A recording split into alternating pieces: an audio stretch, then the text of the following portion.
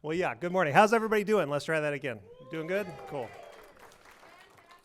Well, yeah, on behalf of the staff and board of directors of CMAC, the Community Media Access Collaborative for Fresno and Clovis, it's my pleasure to welcome you to Fresno and the ACM West Conference.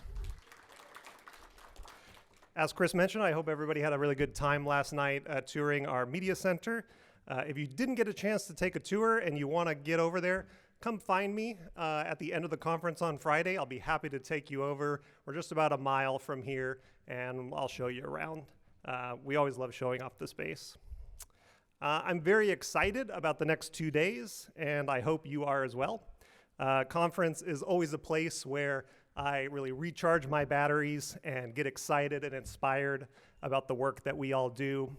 So please take advantage of this time to meet your colleagues, to share contact information, and to stay in touch.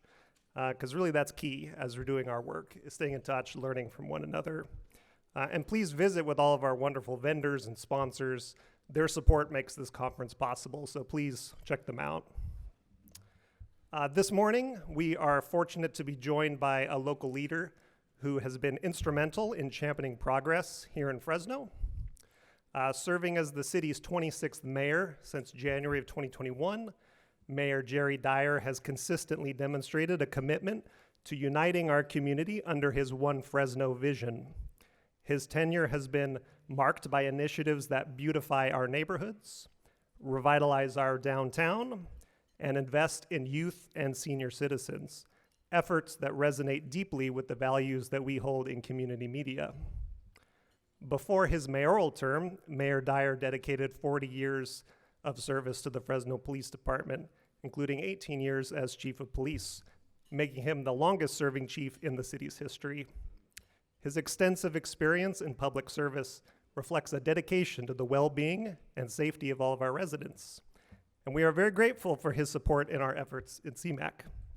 Please join me in welcoming to the stage the Honorable Jerry Dyer, Mayor of the City of Fresno.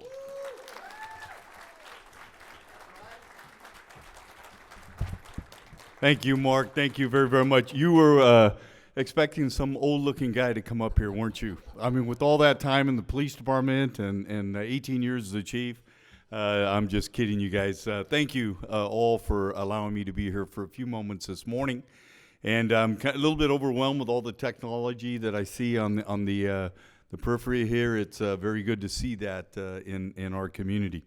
But it is an honor to be able to welcome you to Fresno, especially downtown Fresno, something that we're trying very, very hard to revitalize. Like many cities, downtowns are dying, and we're trying very, very hard to revitalize our downtown area. But I want to thank the Alliance for Community Conference for choosing Fresno to be the host. And I know we're very, very thrilled to have people from all over the West Coast. We have folks here, obviously, from California, but Maryland, Chicago, Michigan, Pennsylvania, Florida, and even Munich, Germany. And we appreciate all of the folks coming from all over the country to be here today. And really, I think this gathering is a testament to partnerships. And when people come together and share ideas, especially from different parts of our country, I think that innovation spreads and it becomes contagious. And really, that's what we want to see here today. And California, for those of you who don't know, those in California know it, but Fresno is the 5th largest city in the state of California. But we're more than that. We're the agricultural capital of the world right here in Fresno, with about $8.5 billion of produce that comes out of Fresno. And then our adjacent county, Tulare, does about a like amount. So if you're anywhere in the United States and you're having almonds or you're eating grapes, the likelihood that it came right here from our region. So we're very, very proud of that. But our city continues to reach new milestones in other areas as well. We have really trying to get into the technology arena, and I believe that we're making some good inroads there. And but again, this is all about you and not about Fresno. But I do want you to take advantage of some of the things we have here, whether it's the Tower District, or heading over here on Fulton Street, enjoying our brewery district. We have some of the best beer around, I know. They make me come over and test it to make sure it is the best, and I've done that many, many times. We also have what I think to be a world-class Chaffee Zoo, and so I want to encourage all of you, if you have the opportunity, to be here for that. And I want to take a moment just to recognize CMAC, Fresno's Community Media Center. You know, without CMAC, nobody would be able to see our city council meetings, and a number of other things, but more importantly for our youth and our community, to be able to take advantage of CMAC, the equipment that we have there, the training, the skills, all of those things provided to many of our youth who come from underserved communities might not have the opportunity to experience that if it were not for CMAC. So let me just close by saying welcome again. I hope that this conference brings many opportunities to each one of you, that you share ideas with each other. And the most important thing as the mayor of Fresno, what I want you to do while you're here is to spend money. Can you do that for me? Spend money, attend our brewery district, our Tower district, and I hope you guys enjoy your stay here. God bless you and enjoy your conference. Thank you.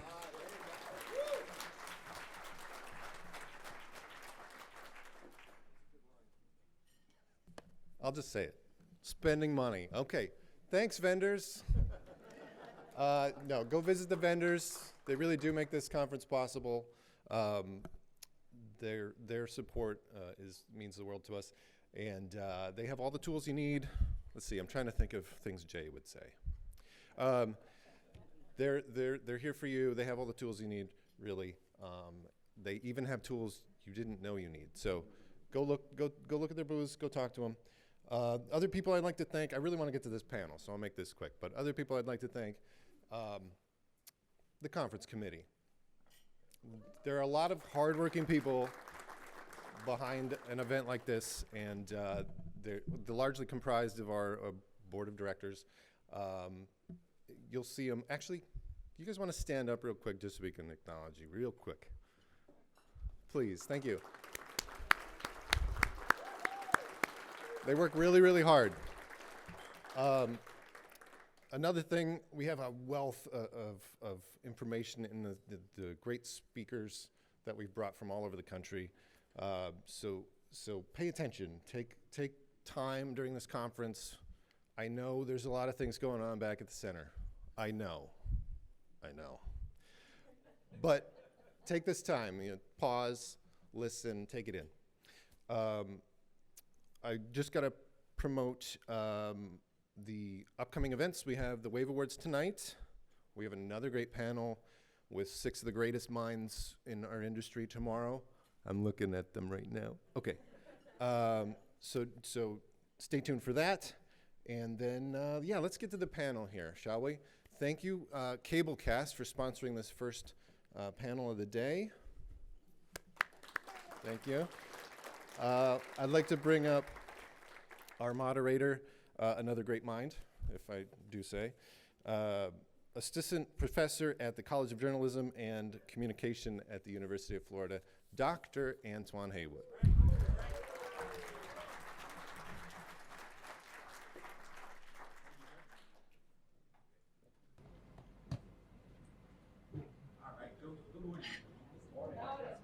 Is it on? Okay, there we go. Oh man, that's right. Doctor. I just have to say that, I'm still getting used to it. Especially my students are like, Dr. Haywood, who are you talking to? Yeah.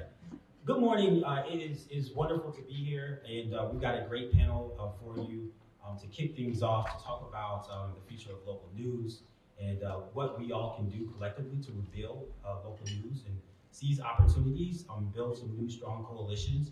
As people know, like right now, we're in this moment that's really, really ripe for the work that we do. And so, and just as I like say that in this breath, let me just also add a sincere thank you for the work that you all do. As a former practitioner that's worked in the field of public access for 15 years, I've been in the trenches, and I know how it is, So I've cleaned toilets and I've taught people how to frame a shot. But that's real. That's the work that we do. And I've also listened to people tell their life stories. And that's one thing that's motivated me to continue to do this work and to also, amplify. And I think we also collectively need to continue to amplify our stories and the relevance and the value of what we do. And so, having said that, I'd like to bring up my wonderful panelists here. We call up Daryl Holliday. Daryl is the co-founder and co-executive steward of News Futures, which I am also a part of. It's an awesome collective. It's a duocracy that Daryl will actually talk a little bit more about. You can sit right there. And we also have Danielle Bertram, who is the executive director and managing editor of Fresno Land.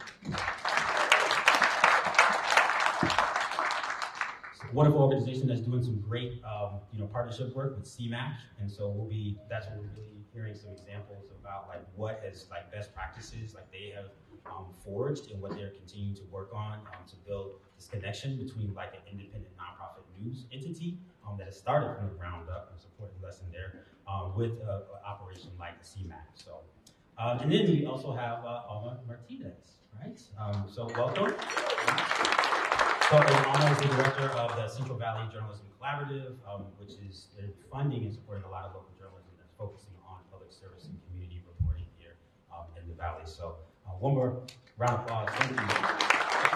Thank you all for joining me this morning. And so we will do some I'll allow them to do some quick introductions, and then we'll get into the conversation with some Q&A. Daryl's going to actually kick us off. He's giving us this big landscape scan of what I see as a civic media movement. We call it that. So I know terminology shifts and it's fluid, but there is a movement, and there's a lot of energy right now that's happening in the space of people reimagining and people actually actively on the ground confronting local news and information access issues in a very equitable and caring way. So let me just underscore that too, right?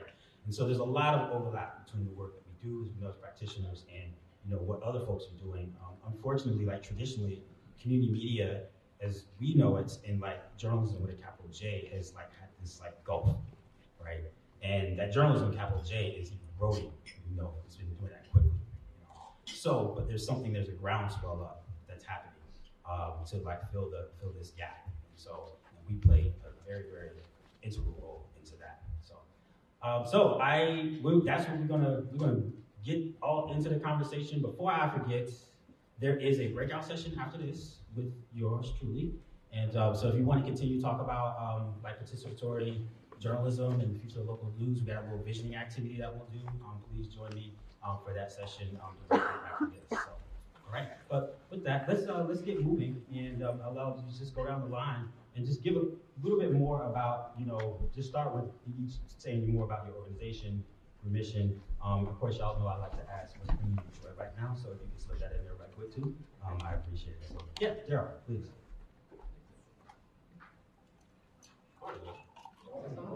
Hey, great. Where to begin? So I think that's what it is. There we go. Thanks, both.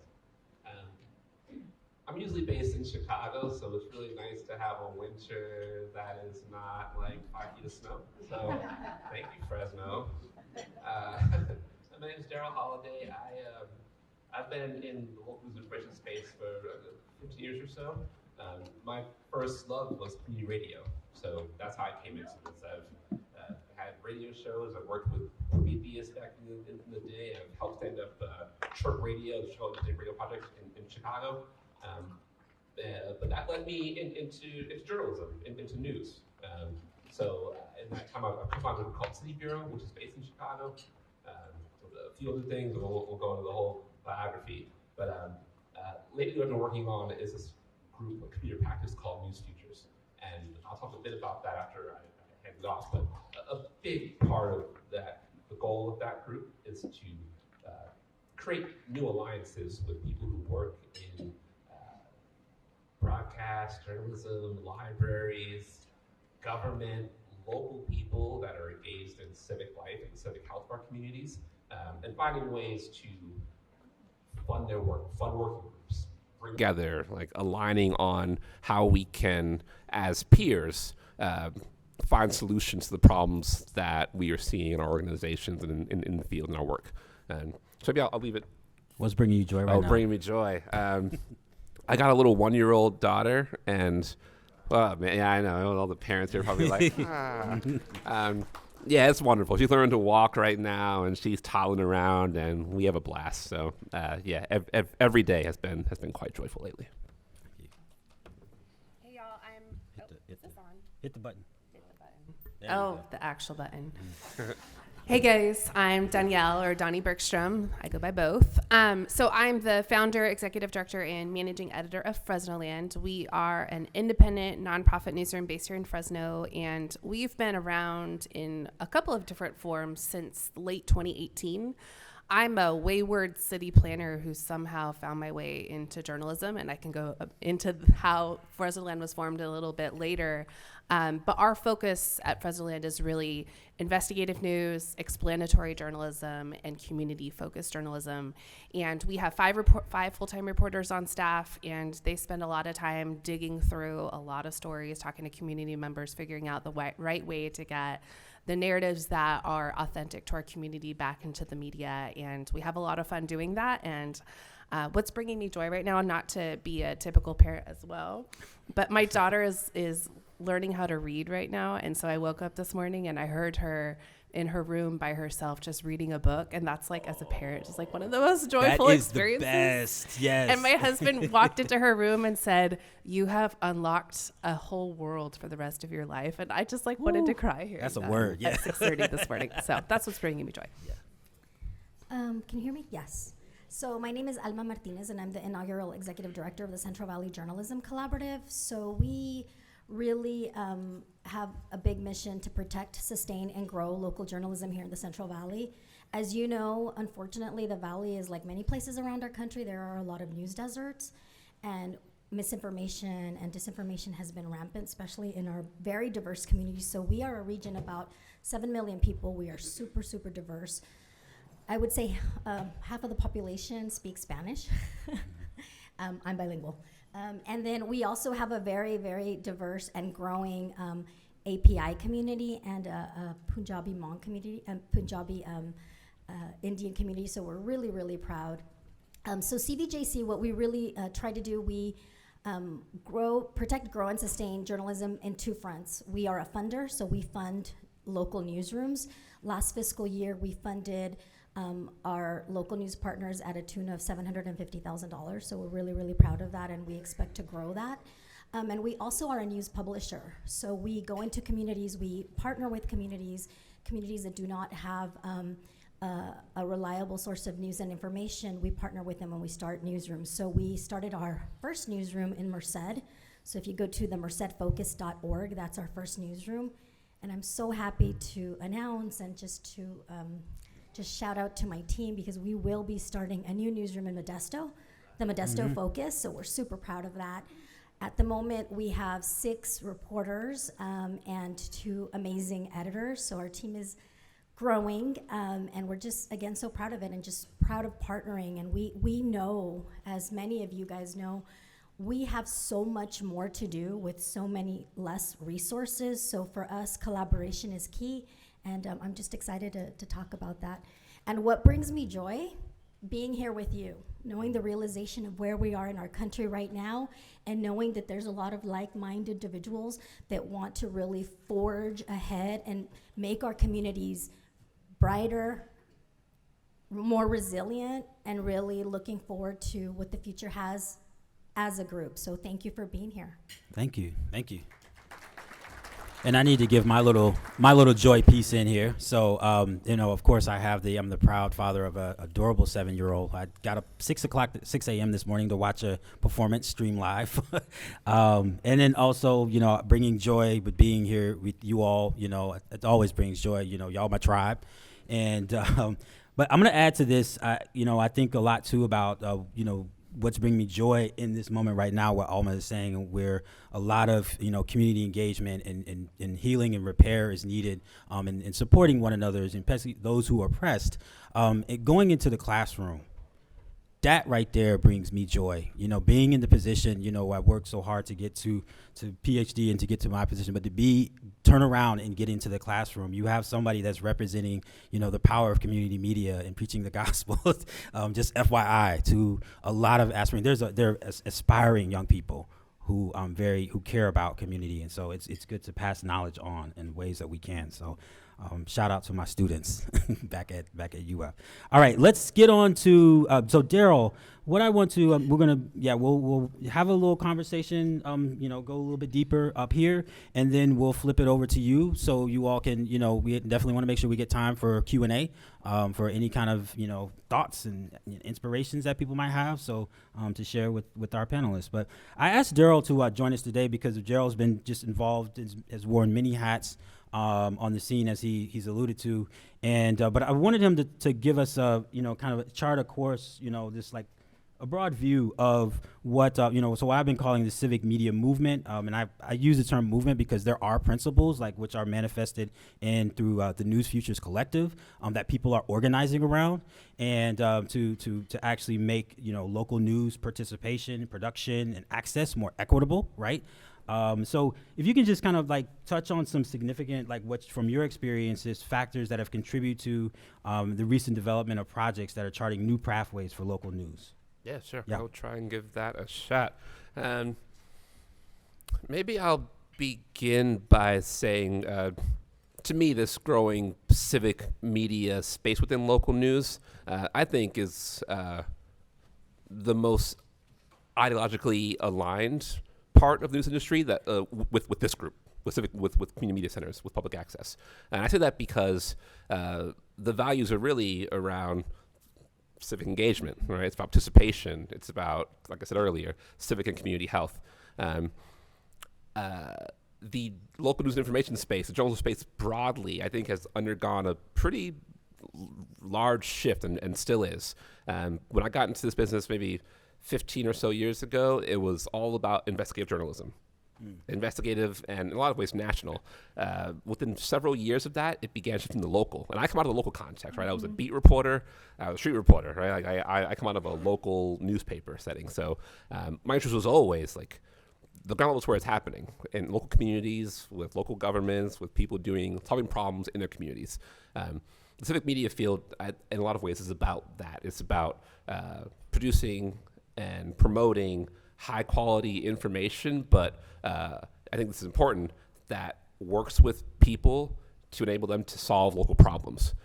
Not just putting out content, right? Not just stories, not just newspapers, but reporting that helps people solve local problems. So you have to bring them into the work. It requires that you have physical, digital spaces where you work together on these issues. So that's why I see the civic media space kind of taking not a departure from journalism, but in some ways bringing it back to what I see as a debt to groups like this that have been building from the ground up the entire time. That said, when I've had conversations in the journalism space, whether it's folks at foundations or folks at big newspapers or nonprofits, you hear about public media, sure, right? You hear about investigative journalism, like I said, but I want to hear more about how public access has built a foundation that we can learn from, right? Having these physical spaces where people come in, work together, learn together, produce together, and that should be that to me is what journalism should look like. So, and you asked me kind of how to chart this going back a bit. I'd say this segment of what I think of as a local news and information field that I call civic media and others call civic media has really been brewing for the last 10 to 15 years. I think of groups like City Bureau, of course. I think of groups like Outlier Media in Detroit, Resolve Philly in Philadelphia, Documented in New York City, a bunch of folks, urban, rural, suburban, who have been over the years finding each other and coming together. And like Antoine said, building out these principles that, again, are about bringing people together to solve problems. about a couple of years ago, I produced a report with two co-authors of mine called Robot for Local News that tried to chart out this movement, if we can call it that, this emerging space, right? And it, of course, mentions all the different civic actors I think are a part of building community, that I also think journalism, local news can benefit, can help create more ties between local government and local libraries and community access folks and nonprofit news and on, right? Because I think we need more of us, increasingly more of us. Like, these are collective action problems that I think we're seeing right now in society. Like, it takes all of us, right? So to me, the work of civic media is to try and figure out what that new alliance, what that new media alliance looks like, right? Like, how are we working together? How are we sharing resources? How are we building each other up? And again, not just trying to like build the next flashy thing, the next newsroom, the next this or that, but to build a more collective movement that is rooted in meeting people's information needs where they live. And maybe I'll pause there. I hope some of that resonates, but I say that because I would love to be in conversation with more folks in this room and in ACM, because there's a lot of folks that I know from News Future and others that are also reaching out, looking for the folks who have been doing this for decades. You all have been doing this for decades, and I'm going to tell you that. And many of us have too in a lot of ways, right? But we aren't always in conversation in ways that I think we could be. So it's really about just finding spaces and making spaces where we can work together and do as much as we can for the people that we serve. Yeah, and there's a lot to, mutually, like, we have a lot to offer one another. So Absolutely. Meaning, like, so folks who are, in community media centers, and then you have like nonprofit news organizations such as like, Donnie's, and but there's a lot of skills. There's a lot of even energy, right? Too. I want to underscore that that could be shared. So like, which we need right now to hold each other up, as you were saying, and be productive. And but it's also like keeping us grounded too in the community. I hear you saying like being rooted is very important. So, having said that word being grounded, I want to shift to Donnie and Alma. If you want to talk a little bit more about like, your like ground up, how your organizations have developed. And I think that this is important, like thought exercise for us to get into right now too, to imagine, like, we have existing infrastructure. We want to preserve that. We want to grow it, right? But we also want to like find, there's places where we don't have, where we may used to have like community media operations and we don't have anymore. So like where I used to work in Atlanta, we're rebuilding that right now. So it's even thinking of, I think, some of these lessons of, like, what did y'all learn along the way, like starting off from scratch, and how can we even begin to go into that thought exercise of imagining what's possible to, initiate an organization? Well, I love this question, if only because I am always happy to explain how messy it is to start something from scratch. And you think it's going to go one way and it completely takes 10 different turns and you end up in a different place. So like I said in my introduction, I'm a wayward city planner. I have worked in local government. I've worked in think tanks in the Bay Area and DC. I've worked for the former, not the current mayor that you just met, but the mayor, 2 mayors before that, I worked for her. So I had a lot of experience working in different contexts where I saw this chasm between what the community wanted or what the community's view of government was and what was actually happening behind closed doors. And the most recent example I had in my career before going into journalism was I worked on a community-based initiative to create a sales tax for parks here in Fresno. We have a huge parks issue, huge parks gap, still do today. And the way that the conversations were happening on that project and the way that the community sort of built that from scratch and over literally a decade of community organizing, and the narratives in the media could not be more different. And for me, it arose this question of how do we make sure that community-led narratives are front and center? How do we make sure that the community is equipped to have the resources to investigate and research problems in their community and solve them? when the government is not stepping in to do that. And so those were some of the seeds of what became Fresnoland in 2018. I had a lot of people from different parts of the community sit at my dining room table. I made big pots of chili. We talked about it. We whiteboarded. It was super fun. And then I had a baby. Don't do that. So it took a little bit of time to incubate, but all of this so we had this concept, and then an early advisor to Fresnoland said, hey, you should actually take this idea to the Fresno Bee. They might be interested in it.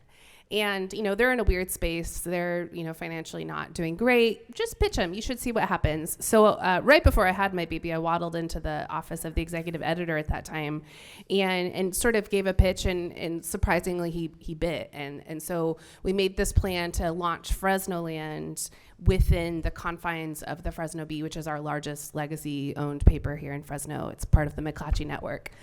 So we did that for 2 years. We hired some reporters. We hired an editor. We ran it as like a little niche investigative lab where we were completely separate from the business side of McClatchy. So we weren't worried about clicks. We weren't worried about, you know, a lot of the pressures that most reporters that work in those types of operations are having to worry about audience. We just got to say, hey, community, what do you want us to investigate? And we'll look into it. And so we did some really amazing investigative work around rental inspections, slumlords, water issues in rural parts of the region, and built a lot of really solid community trust and feedback based on that early reporting that was responsive to the community. But the financial pressures at play at the Fresno Bee we did not have a sustainable future at the Bee. And so after 2 years of running that way, we left in May of 2022 and said, we're going to go on our own, and it's going to be scary, and funders might drop us, and we'll just figure out how we do it. And so we went off in June 2022 with no audience plan. Don't do that too. And it took some time, but we eventually have built now a team of 8 full-time staff. We have 5 full-time reporters. Each of them are a beat reporter. We don't do general assignment at Fresnoland because we think it's very important that our reporters stay deeply sourced on their beats, that they get context, they get community buy-in into the work that they're doing.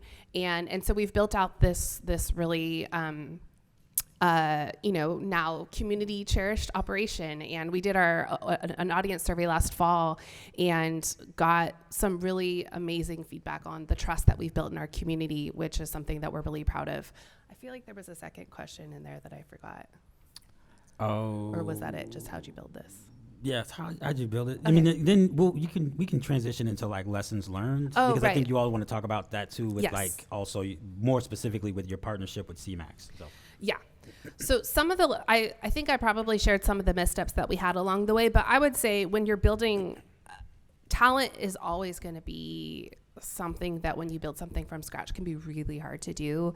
And especially if you're trying to be authentic to the community that you serve, hiring reporters that are talented but may not be from Fresno is not always ideal. And we've had to do that. We've had some really great reporters that work for Fresnoland that are not from here, and they've really found ways to embed themselves in the community and build that trust. But it just takes a long time, longer than someone who's from here can do.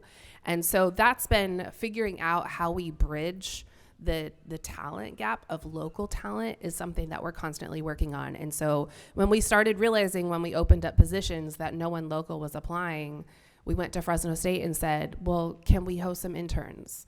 Oh, sure. Yeah. We haven't had news outlets reach out to us to host interns for years because no one has money. Great. We'll do it. So that's been really great. And we actually have now our part-timer on staff was at Fresno State. He was our intern, and we're hoping to get him into a full-time job in the near future. So the talent pipeline is really important. But I would say another lesson for us has just been this constant journey of audience. You know, anyone who works in the journalism field, you know, a lot of our financing comes from from philanthropy, where philanthropy doesn't care, at least our philanthropy doesn't care as much about the number of clicks that you get. But as you diversify your revenue model, it does matter how many people read your news, because that widens the pool of people who will potentially become members and donors and get into your funnel.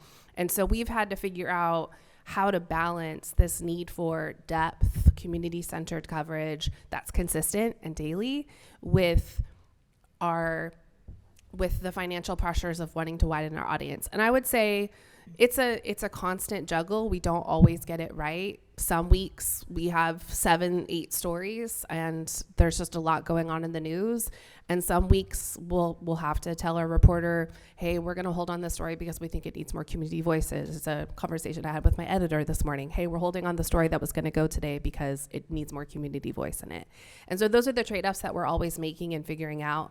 But I think that the more that you can be transparent with your audience and your readers to say, these are the decisions we're making and here's why, and we're doing this because we think that keeping our trust with you is really important. Like, they notice that. They notice the decisions that we make and how it differs from corporate media. Should I get to the CMAT partnership stuff or wait? Yeah. Okay. So about how we build up. So Central Valley Journalism Collaborative is a fairly new nonprofit organization. We were established by the James B. McClatchy Foundation, not to mistake it with the hedge fund. So the James B. McClatchy Foundation is a sunsetting foundation, and as part of their sunset plan, they're actually calling it their sunrise plan. They're really making transformative investment in 3 areas, one of them being journalism. And as part of that work, they established us. So we, as direct partners with JBMF, we are, again, a funder. So we collaborate with local news partners. Actually, Fresno Land is one of our amazing partners that we've been able to partner with to really help sustain and grow the news ecosystem here. There's others. We also have funded KVPR, Radio Bilingüe, and we're really, really proud of that work. So we were, one of the things that we initially have done when the organization started, actually even right before I started, was to look at the whole Central Valley and look at the areas that really had a demise in their local news ecosystem. And one of them was Merced. And I grew up in Merced. So just a little background on myself. Like, I was born in Mexico. I'm an immigrant, so I'm first generation. And I am an English language learner. And I learned English by reading the Los Banos Enterprise. Like, I wanted to be a journalist. My dad hated it, but anyways. And that was my dream. Like, the paper would come, I would read it. I actually learned English by reading the Bee.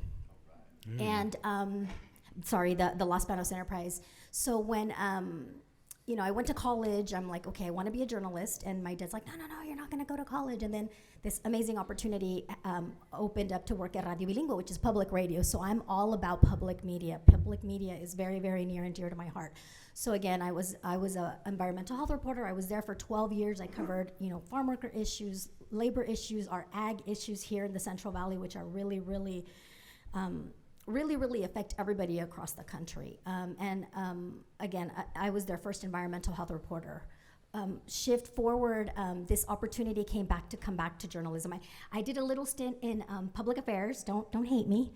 And then I came back to journalism. But full circle, right? So when CVJC started, they did this media ecosystem in Merced, and they really found out that the legacy paper there, which is also a McClatchy-owned paper, not to mistake it with the McClatchy family that established us, the legacy news outlet now, was really dismal in what they were covering locally. And you guys know, right? I mean, I'm preaching to the choir here when I'm telling you that local journalism really has an effect in the civic discourse, in the civic participation, and even a direct correlation to voter engagement, voter registration, right? So we knew that there was this issue in Merced. We had conversations with the community. We asked the community, what is being said about you? What would you like said about you? And the weird thing about how the media is dispersed here in the Central Valley, Merced is really in the media market of Fresno, right? So the news from Merced comes from Fresno, right? So what is the headlines of Merced? Whenever a news truck from Fresno goes to Merced, it's a shooting, it's a stabbing, it's a fire, it's something really, really big that is really not reflective of the spirit of the culture, of the amazing things that happen in Merced. And believe it or not, we've done media ecosystem studies in Merced, we've done them in Stanislaus County, we've done them in San Joaquin County, and it's the same thing, right? San Joaquin also, it's up in Stockton. They're in the media market of Sacramento. Same thing. If you look at the headlines in Stockton, it's like, I mean, I think you guys know that, right? So Stockton is the poster child of misinformation and disinformation. Read about it. I'll give you guys that as a homework assignment. But all to say that our communities, that what CBJC was realizing was that, and it's not easy to build a newsroom. So that is not our intention. And I'm so glad that Donnie said that, because it's not, it's very hairy. It's like hairy, impossible. Like it's not impossible, but there's a lot of lessons to be learned. All to say that we do realize that we have to do a lot more with a lot less. So this is going to be really, like, this is the silver lining of the work that I'm doing. So like I said, we launched the Merced Focus. So every single story that we produce goes out to a listserv of local editors. They're able to use our story. They're able to republish our story. And the really cool thing now is, if you look at the Los Banos Enterprise, it's a shell of what it once was. It's an online site, but they take our stories. So for me, being able to say that I lead an organization that is energizing the news of my local paper, the paper that I grew up, is just like, to me, it's like full circle. So that's really, I think for us, again, we really thrive on connecting with other folks, and really knowing that what we're able to bring to the table, the gifts and talents and resources that we're able to bring to the table, for it to really help our other partners, and all with the spirit of really informing our communities, especially during these times. So I don't know if that answered your question. Yeah, no, awesome. Thank you. You mentioned voter engagement, and I want to go back to that, because that is a significant intersection that links together the work that community access media has done traditionally for decades, right? And what nonprofit news is also doing right now. I was telling somebody the other day, I was talking to someone, and they were telling me down in Miami-Dade County, there was this past election, there was no voter guide. In Miami-Dade County. So let that sink in, right? So, and think about what most access centers typically do. They have the video voter guide, right? And how important that is. And I know nonprofit news organizations they're doing voter guides, right? And so this is at the crux of like civic participation.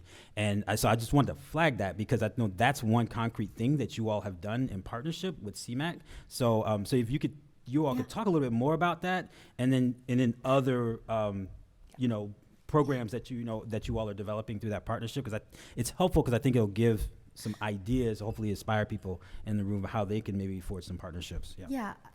Is it okay if I start? Go ahead. So I just want to thank Brian and his team. Like, they just do amazing things for us. And yes, all of the city council meetings, it's because of Brian that we know what's going on, the good, the bad, and the ugly. So gracias, Brian. I really appreciate that.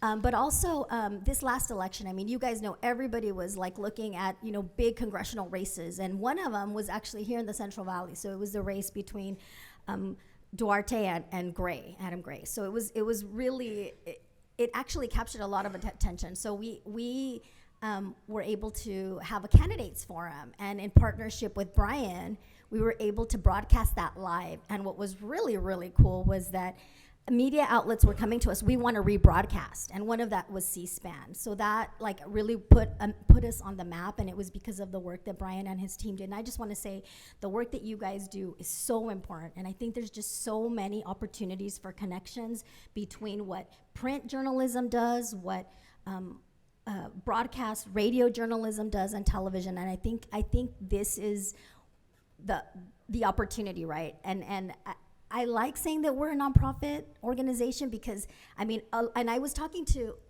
someone on my table. I know she's like listening to me right now. When you're at a nonprofit, like, you wear so many different hats, and you have so much room to innovate. And you guys know that, right? I worked at a nonprofit, Radio Bilingüe, right? I was doing the media, I was doing the social media, I was out, putting tables at a remate, a flea market.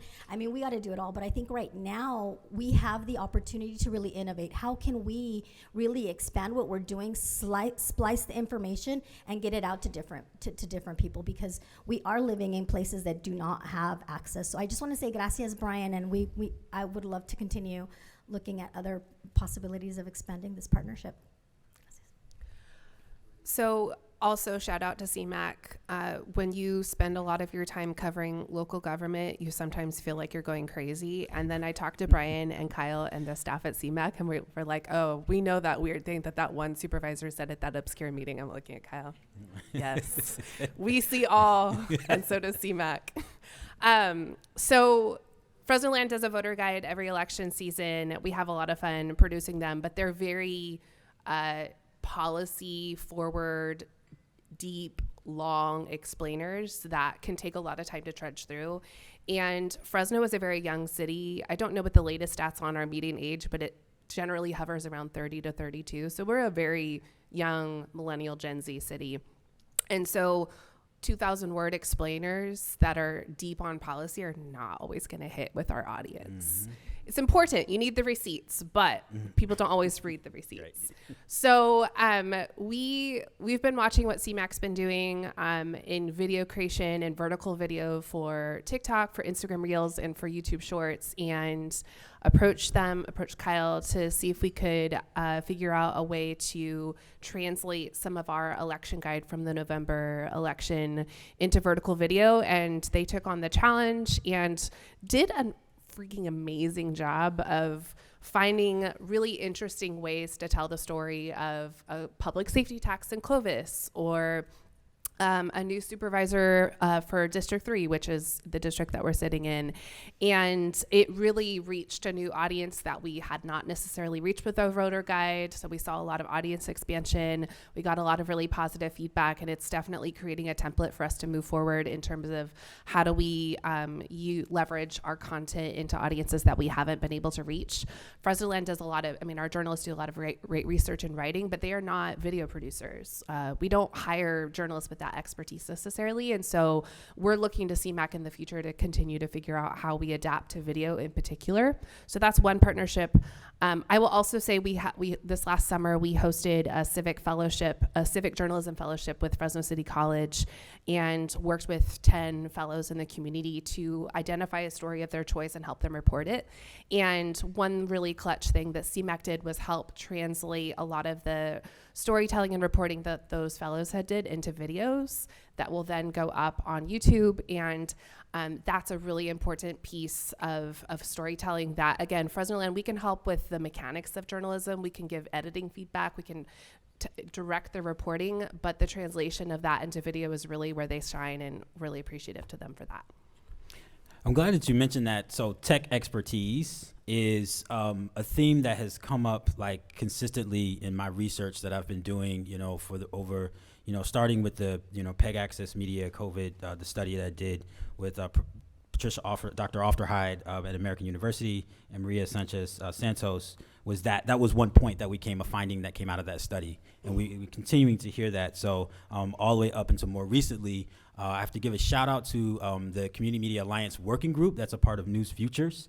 And News Futures has supported a couple of us practitioners and myself as a researcher. So shout out to Matt Schuster, who was a part of that group, and Autumn Leve-Renault, who's also part of that group. But the one thing is, and we actually have the website launch that's going to happen soon. And as I'm looking at Daryl, it's up. But so we have the website launch is up, but we're going to be populating some more case studies, which we'll talk about in my breakout session. But that's one area that, Heather Adams is also part of that group that has really leaned into that, is the tech expertise that we have that can support, through the partnerships and support of the work that's being done by nonprofit news organizations. So yeah. Can I draw a parallel here too? Yeah, go ahead. I was listening, just like, oh man, there are so many affinities between community media centers and the nonprofit space that's evolving. One thing that when I was at City Bureau developed this program called Documenters, which was about sending people to public meetings. It's run in Fresno for some time. Alma, you had mentioned that when local news, goes away, declines, voter registration declines, also things like that. People running for office also declines when local news declines. So one of the things that I see as an affinity between these two is, when we were making documents, part of the problem that we were trying to solve initially was just where are all these meetings happening? How can we record them? How do people know where they are? So we had to build up a whole database. CMCs like CMAC already have them, right? So that second part, though, is getting folks to them. The third part is once they go there, I think what people end up realizing is that those places are not so far from them as they thought. We used to hear all the time, people would be like, I didn't know I can go to that meeting. And I was like, well, we got to start from zero. Yep. You chart that for a few years, they start to say, I could be on that board, right? You can get folks from, I didn't know that, go to that meeting, Yep. to I can lead this board, I can be elected official. Like that gap, that's, I think, what we're all talking about here, right? It's getting folks active in community through with technology, with smart programs, with physical places and tools that let them do And that. we've had, I think, 2 documenters that have run for office. Wow. That's the dream. That's the dream. They, people watch the meetings and they're like, I can do this better. Yep. Wow. Yeah. Yeah. Exactly. That's civic literacy happening right there. Yeah. Wow. And as well as them empowering themselves. Another affinity is policy interventions. Yes. And I also want because knowing the history and the mission of what the Alliance for Community Media does is definitely is leading the charge on political interventions that help sustain and uphold free speech values, but also the infrastructure that we use to, animate local communication. And so there's an affinity here too. And so I want Daryl just to touch on and give your thoughts about, what you're seeing right now. I know you're having a lot of conversations now in the policy space, and that is related to local news. So I just want to hear your thoughts about like how we can, like what you're seeing, how we can be building collective power on that policy front. And then we'll pivot into Q&A. So I don't know if we have a microphone, but yeah, let's do that. Thank you. Again, affinities here. I'm looking out in this room too. I heard Sue talk on a call once, and I was just like, whoa, the policy expertise in this field is outrageous. It's so deep, such a reservoir. But then I go back to, I'm saying like these are totally different things. They aren't always, but when I go to local news and information space, like the journalism local news space, historically, journalists have been resistant to engaging in policy. There's been a mindset that's just like, well, we cover policy. We don't do policy. Without an understanding historically that the media landscape we have now is thanks to people fighting and winning policy fights. LPFM radio, media mail, the library system, like you can go on and on, right? These are like media policy wins. So I'm seeing that change now. I think, Press Forward. Press Forward is a philanthropic effort that is building up within the kind of local news space. One of their 4 pillars, public policy. That's a mindset shift in the local news space, right? If you would have said that even a year ago, people would have been like, I don't know. Now people are like, oh, of course, like we really need to be taking public policy seriously. So when, again, I come into rooms like this, I see folks like Mike, I see folks like Sue leading these calls. And it's like, we need to be in deeper conversation. There is a whole local journalism space that really, I think, could benefit from the depth of knowledge that is held in groups like ACM and CMCs and public access broadly. And there is a whole lot of energy in that space. A lot of folks who are, I think, ready to shift into a more active positioning that I think is much more inclined to treat public policy like a tool to improve local communities, which I think you all have been doing the entire time. So I don't know if that answers your question, but there's a shift happening right now that I'm like, if we can really maximize this, if we can really act more collectively, I think there is a bigger, again, I hesitate to use the word movement, but I don't know what else to call it. Something is growing, and I think we should own it together. So that's what I'm seeing. I'm seeing the opportunity to bridge some of these gaps and speak with a much bigger voice. Yeah. And shout out to my friend Tracy Rosenberg too, who is also a champion in the policy front too for us. So what's up? Yeah, Tracy, I've known Tracy for quite a while and is fierce when it comes to being vigilant on our policy needs. So having said that, let's open it up for some questions and that people may want to pose to our panelists. Do we have a microphone? That's yeah, sir. You can project if you can. Yeah, go ahead. If you can, yeah. Yeah, please. So your voice can clear the crowd. My name is Smiley. I am a new CMAC board member. I'm also on the board of the Community Alliance newspaper. I'm a writer, a community investigative journalist. My name is Smiley. Nice to meet you guys. Good morning, Smiley. Now, I've been following, Daryl, thank you for being here too, but these ladies are amazing. I'm sorry. Yes, give it up for the community investigative journalist. I've been following Fresno Land, amazing work, because I'm also a community investigative journalist, and one of the last remnants of print media. Thank you for what you're doing. My question, though, is, are you guys, what's your mode of transmission? I see it online, but are you print, is it also on print? Because that's where we're the last vestige in Fresno of print media, and it's a struggle. It's a struggle, and actually, it may not be worth struggling for because everything is going on the internet, but people still want to hold something in their hands. So I'm just curious, how do you feel about print media? Thank you. I'm glad you still exist because, and I know you guys have ran some of our stories, which we are really happy that you do. And the Business Journal, which has a print product, sometimes runs our stories too. But it's, as you know, it's expensive, and it's a hard cost that it's hard for us to imagine at this time that we could figure out the distribution of. That being said, we hear it all the time from our readers, like, when are you guys going to have a print product? Some people are asking us to do a magazine with long form, and we're like, okay.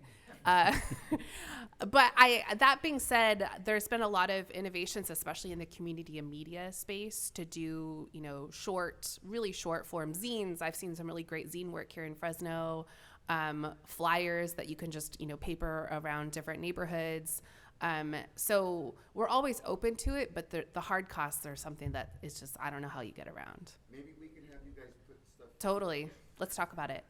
So I like to thank you for that question. And it actually came up for us in our media ecosystem study in Stockton, believe it or not. And it came up among diverse young people. So it was really interesting. So we went to all of the little mom and pop shops, and we kind of did a lay of the land of where, print products were. And they were majority Tagalog, right? And then there was other API languages too, but it was the young people that said, we want a print product. And then we talked to them more deeply, and it's like, they grew up with these products. This is what was familiar to them. I think there are opportunities for us to use our content, and we do. We actually see our content in print. Believe it or not, we send it out. It's been on the Stockton Record. Our stories have been there, so we're really, really happy to do that. Unfortunately, and where I'm at right now, where we know of the knowledge of print, that's not my forte. Luckily, our amazing executive editor, Joe Kita, is that's his brainchild. He used to work at the Bee.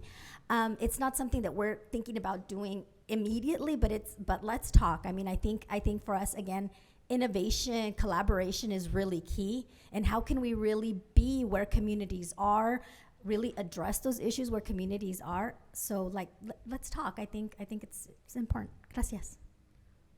All right, we have a question right here. Hello, my name's Mark Freeman. I am with the press, so I'm definitely looking for partners and collaborations. I'm with the Sacramento Observer. We've been around for 60 years doing a print product, but we're a digital first organization. 60 years, right? 60 years. And it's still owned by the same family. Yep. So Larry Lee's our publisher. We are a for-profit, but our target is the African American community, so we consider ourselves an ethnic media service. I think it's important, though, and I've had these discussions with some other publishers that, and I'll probably be a little biased since we are a for-profit, is that how do we look at, especially hyper-local journalism, being consistent, having the sustainability so that your customers know that you'll be there in the future. Many times with nonprofits, you're at the whim of your funder, you're at the whim of changing economics. A lot of times people want to move up in their career, so you lose your talent. And I like to sort of hear what you may have in regards to looking at for-profit as well as nonprofit, and partnering with these different groups and keeping the sustainability, so that the community media center should look at, okay, what is the business argument for keeping us together? Because a for-profit is going to look at the ROI. It's not just always looking at the money, but looking at the sustainability so you can go on. Mm-hmm. So I just want to throw that out there.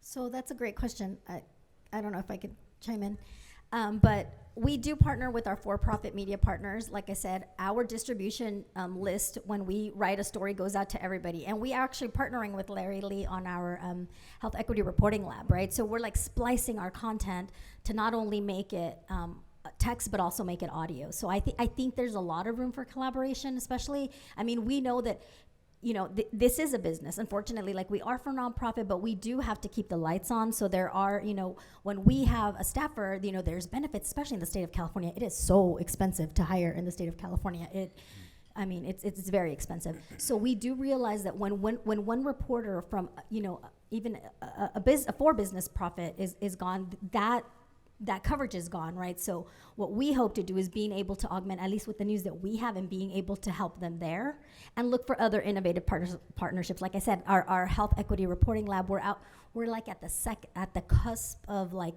looking at MOUs and seeing how we can jointly look at, you know, revenue sharing, revenue generation models. So we're like, we haven't cracked the code, and this is an issue that is not cracked anywhere, right? Like, I think everybody across the country, and even with Press Forward, right, we're all trying to figure it out, right?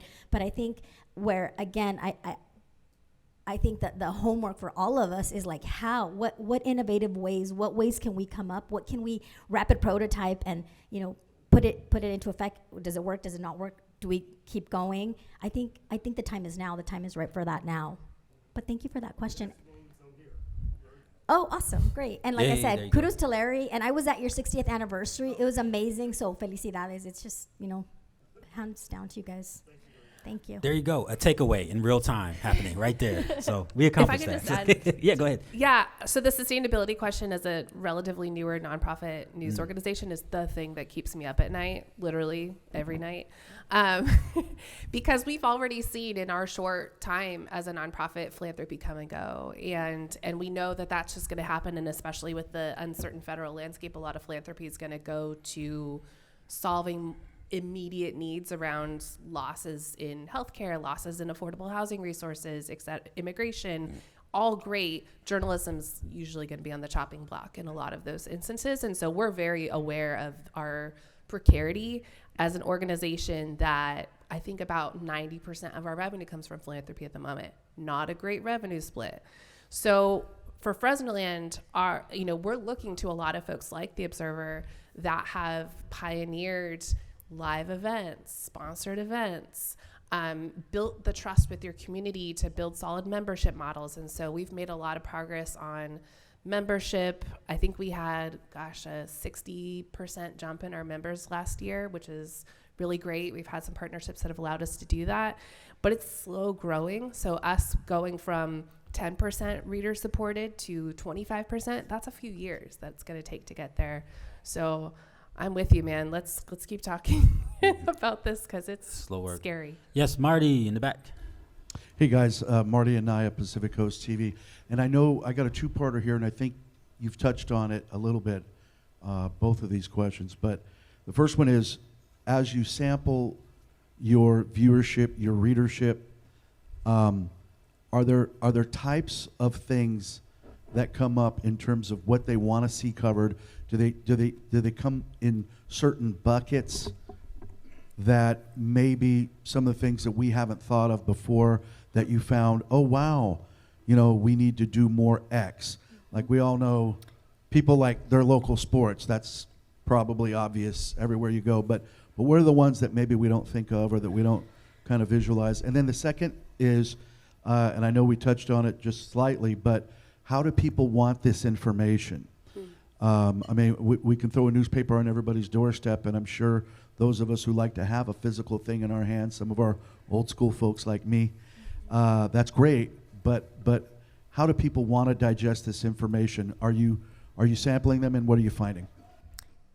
Yes. Our latest audience survey that we did in November showed that people still really like government and politics. And I get it that we're sampling our readers. That's something that we do. So you're going to get a little bit of reader bias. Like, we read you for that, so we're going to tell you that that's important to us. But we also see the readership numbers around what we do, and some of our most popular stories are on things around homeless encampments and how the city's responding or not responding to the way that, you know, the homeless are treated in Fresno. Water contamination is a hot topic with our readers. New development is a hot topic with our readers. So yes, we know that, like, national surveys tell people that they want to read about sports and entertainment, but there's still a very dedicated audience, at least in Fresno, to issues directly impacting community. And in terms of the product that's being delivered, you know, a lot of the typical things that you see in national surveys about this apply. Younger people want social media. They're on TikTok and YouTube in particular. And so that's something we're trying to respond to, but podcasts are also on the rise. And so we launched a weekly podcast in part to try to respond to that, but audio is still a pretty large way that people want to consume news in the future. So for us, we also really, community accountability, government accountability is one of our highest read stories. But for us, we also kind of really have a connection with local communities. So right now, the big issue that people keep asking us, I get calls about immigration, right? We have a big immigration population, and right now, they're really, really hungry for reliable sources of information that provide information that can be trusted, right? Because there's not a lot of places that you can trust, right? When the government is your persona non grata. So that I think having that really dedicated pulse in community, being rooted in community, is super, super important. And in terms of products, what was the question? What? Oh, what products do people want? Oh, okay. So so the same thing. I echo what Donnie just said about social media. The thing is that we are very, very conscious about the fact that the algorithm does not, at this moment, favor news. So I think we really have to be very innovative of how we're reaching out to communities. And I think for us, the secret sauce is really being in tune with what community is talking about. What can we do in our coverage? So our Merced Focus has an accompanying site, El Enfoque Merced, right? So it's a Spanish language site, so we translate our stories into Spanish. So there we're able to really augment what we're listening from that particular community. But there are other communities, right? So we, what we're really trying to do is just keep a pulse and keep those lines of communication open. And I'm really, again, I don't want to put all of my eggs in the basket when it comes to social media, because we're at their mercy. So I think that's another thing that is at the top of our minds. How can we really create the audience so they could come to our social media, because social media is not going to go to them. We have to pay for it, for you guys know you have to boost a post in order for it to get to more people. And even that is pretty dismal, and now it's getting more expensive. So I think that's the reality that news is facing now. Yeah. And then also the thing to keep in mind with social media too is that you're vulnerable to the actual the interest of the actual the corporation that operates the platform. Yeah, and so at any moment, you can have content up there, you can be archived. Some people use YouTube to have it archived, but I'm already starting to hear. I was a post the other day where a lot of the some of the ballrooms videos that were in Chicago that were up have been struck off of YouTube. So that's another thing, thing, just right? overnight, and so you can lose your community's narrative if you really lean into that. So yeah. So I think that's another thing that is a reality, especially for us being on the executive side of news and journalism, right? How are we going to protect the news that we want to make sure our communities have access to, And I mean, I know Donnie and I mean, we've been in circles, and I think I think we talked with Brian about this too, right? Like, we really even have to think about how we're going to protect our newsrooms in the face of the reality, the political reality, and how journalism is being looked at right now. We did our media liability insurance renewal. We looked at all of the fine print that you would rather, you know, like each year just sign it off, like, that's it, check. Send the check. No, we really, really had to look at that. And now with what's happening with the real partnership between what the social media sites are and the current administration, right? You really have to wonder, like, how can we make sure that our content out there is safeguarded? So I have two quick questions to throw to you all. So as a wrap up. I would be remiss sitting up here as a college professor and not ask you also about just your quick thoughts about the value of partnerships between colleges, four-year colleges, community colleges. I want to underscore community college. That's something we really need to be thinking seriously about, I think. And then, of course, the bigger universities. So, and this is tied to something that we also came out of our the community media assets survey that we did last summer, is that the respondents. Majority of the respondents indicated that they were in proximity of a community college, right? And so my curiosity is, like, what does it look like if we, that's the strategy of building, building power there, So if you all could just share some thoughts about, like, that's the synergies between, like, those educational institutions, that'll hopefully. As I mentioned before, the talent that you need to get from your community is invaluable. And so we have a great partnership now with Fresno State. And after, I think, maybe 3 or 4 rounds of finding some money in our own budget to hire interns from Fresno State's journalism school, they then got this massive, I think, $5 million grant from Carnegie Mellon to support internships in their journalism program and in a few other departments. So now they're providing interns to us for free, which is really amazing. Really, really amazing. Yay, Fresno State. But just having those relationships with the professors, which we have many now, has just been really great to build that trust and build that, workforce that we want to have in the future. And same goes for Fresno City College. The head of the journalism program at Fresno City College is actually my board chair, which is really wonderful. And so we're in constant conversation about what her students are being taught and how to get them better prepared for entry-level jobs in the journalism field in Fresno, and because that's such a rapidly changing landscape. And they're also just producing absolutely incredible content at the city college level. Like, just the stories that they find, I love. They are uninhibited. I love community colleges.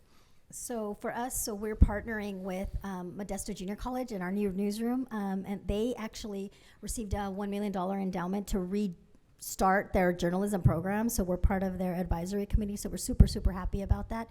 And with our partnership with the Stanislaus Community Foundation, they're setting aside certain monies to have us have interns at Modesto Junior College.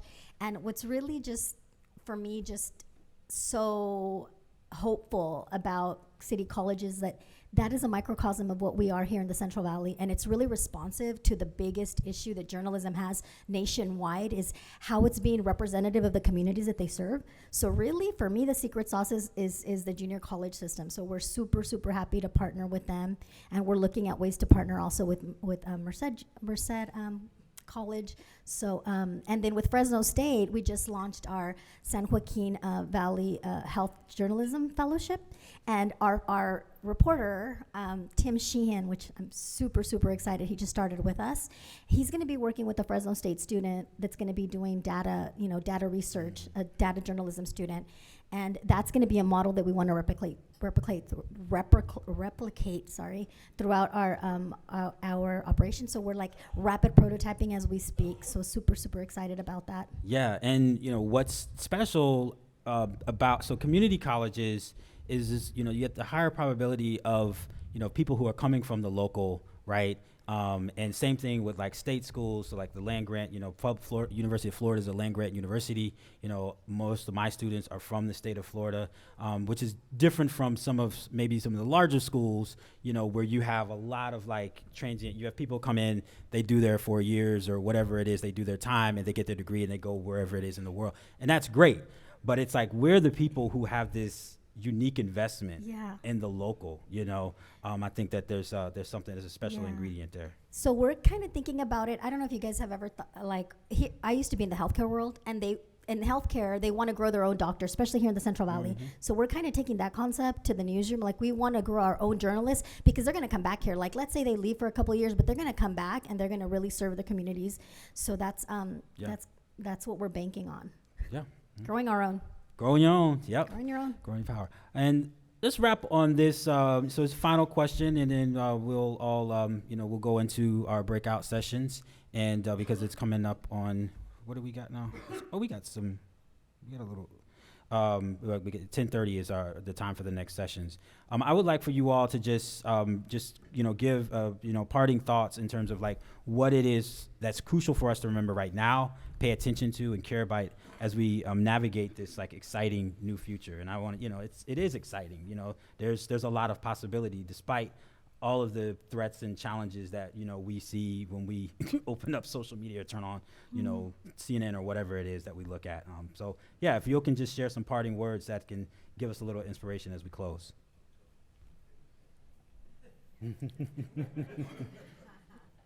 Start at that side of the table. I know, Daryl. Yeah. I've been hanging out. What's I'm still on the last question. I'm like, community college. Oh, so, yeah. I know. The value I know. of the economic value of being able to phrase it as an employment It's huge. benefits is going to be huge. I'm paying attention to that then? What? Okay, I'll start because I have. So, lots of federal uncertainty, lots of chaos happening in DC that's wreaking a lot of havoc locally. And my team is very young and doesn't have a long memory of the first Trump administration. And what I like to remind my team, and I'll say this for this crowd, is during that time period here in Fresno, you saw a lot of really beautiful, amazing community organizing work happening. And I think that will happen again. I already see the seeds of that happening again. And so I think that, there's a lot of very real conversations happening about journalism being under attack, media being under attack, the First Amendment being under attack. That's very true. And our community narratives of joy are there. They're being seeded. And I think our team's mantra that we're trying to figure out is how do we keep following those bits of joy and community organizing.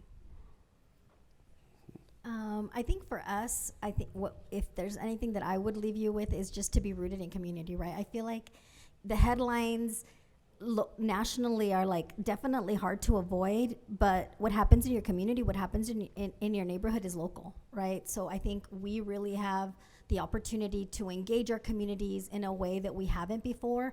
And even big media, right? I think like the Washington Post, the New York Times, they want to be local, right? So I think we have an edge with there, right? We have access to our communities. Our communities know us. Our communities trust us. So I really just encourage us to keep community at heart in everything that we do, and kind of echoing what Donnie just said. Like, there's so much amazing positivity, and so I don't know if you guys know Strength Finders. So my top strength is positivity. So in this moment, I think it's needed. But what I'm getting at is that there's so many things to celebrate, right? I had a conversation with somebody. We are engaging communities when it comes to EL learners. And the comment that somebody told me, well, what does it matter anymore? Like, we are like kind of doom and gloom. And I'm like, we are in a state, we are in a place where there's just so much uplifting of communities of color, of diverse communities, of just the richness of who we are. So we have it upon ourselves to be the leader, right? So other people can see the work that we're doing here. And all of it to me is rooted in community. So I challenge all of us to really go back to the basics, and the basics is community. So thank you.